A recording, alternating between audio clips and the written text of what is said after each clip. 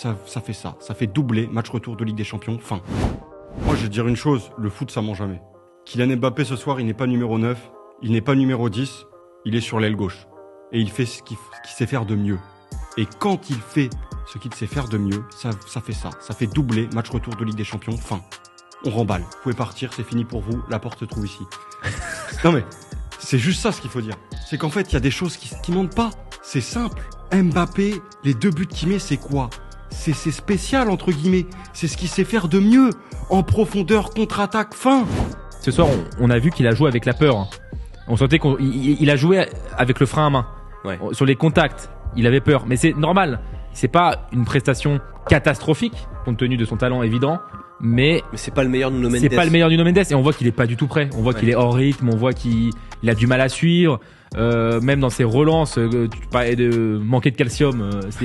Ses relances en défense manquaient clairement de puissance. Ouais. Et Mendes, c'était un peu trop tôt ce soir. Fort heureusement, c'était un match où le PSG avait de l'avance, a su se mettre à l'abri rapidement. Donc on va dire que ça masque un petit peu sa mauvaise prestation. Écoutez, moi, on m'a dit que Marco Verratti avait signé au Qatar. Je crois qu'on m'a menti, parce que ce soir, j'ai vu le Marco Verratti des grands soirs avec Vitinha. En 6, c'est un autre joueur, encore une fois, face au jeu. Cette capacité à toucher le ballon, à le câliner un peu avec sa petite patte. C'est un beau joueur. Et la verticalité qu'il apporte dans le jeu parisien.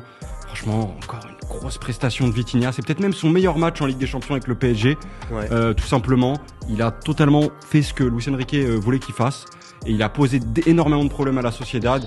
Encore une fois, voilà, en 6, c'est autre chose. Tu sens que c'est un autre joueur. Le football, il ment pas. Hein. Je pense que lui qui était Vitinha, un des meilleurs milieux du Paris Saint-Germain sur la phase de groupe, même s'il avait manqué quelques matchs, là, on est encore rassuré. Là, on nous a vendu Emmanuel Aguakil comme un coach, comme un génie tactique. Franchement, le monsieur avec le prénom de médicaments pour diarrhée, casse-toi de là, parce que qu'est-ce qu'il a fait on dirait que le match il est même pas préparé. La double confrontation elle est pas préparée. On a voulu nous faire croire que c'était la nouvelle coqueluche du football espagnol, un mec qui peut rivaliser avec Luis Enrique, mais on est où là? Enfin, c'est ridicule. Là, t'as rencontré le René Girard de Liga.